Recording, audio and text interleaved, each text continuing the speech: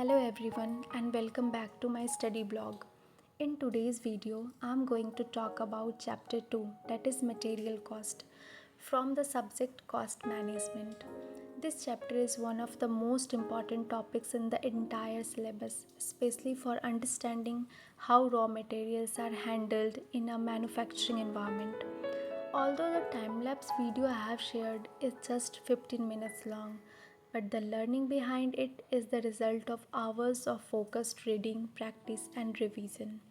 In this video, I'll be sharing everything I have studied in detail so that it helps you as well whether you are preparing for exams or just starting this chapter. So let's begin. The first question we'll cover up is what is material cost? Material cost refers to the cost of raw materials used in the production process. It is usually the largest part of total cost in manufacturing businesses. Proper management of material cost is essential as it directly affects product pricing, profit margins, and resource planning. This chapter teaches us how materials are classified, procured, stored, issued, valued, and controlled throughout the production process. Let me take you through each topic one by one. So, the first thing is the classification of materials. Materials are generally divided into two types. The first one is direct, and the second is indirect materials. Direct materials are those that can be directly identified in the finished product. For example, leather used in making shoes or fabric used in garments. And the indirect materials are those materials that are necessary for production but cannot be directly traced to a particular product. For example, include lubricants, adhesives, and cleaning supplies. Understanding these classification is important for correct cost allocation in accounts and final records. The second is procurement of materials. Material procurement is the process of purchasing raw materials.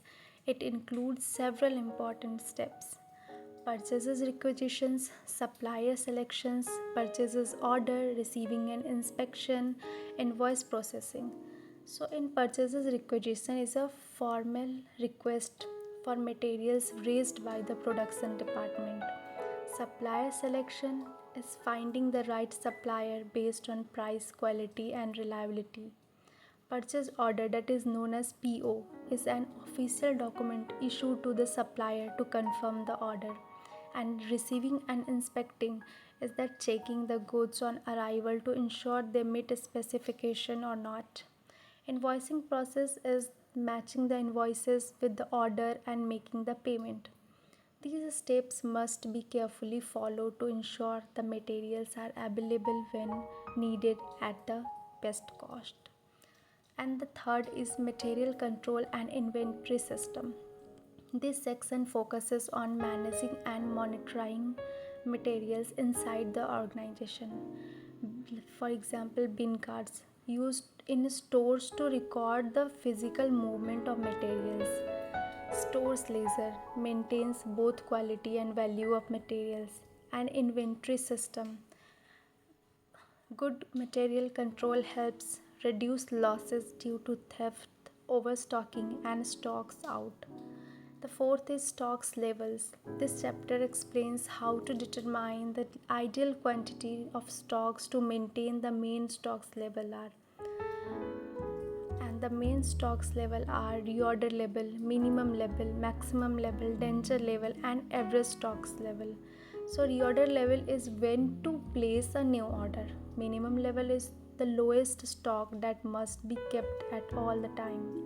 And the maximum level is the upper limit to avoid excess storage.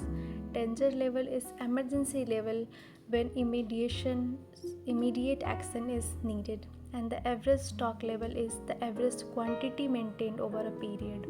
So these levels help in avoiding wastage of resources and unnecessary storage cost. The fifth is economic order quantity, EOQ. EOQ is a mathematical formula used to calculate the most economical quantity of material to order at a time.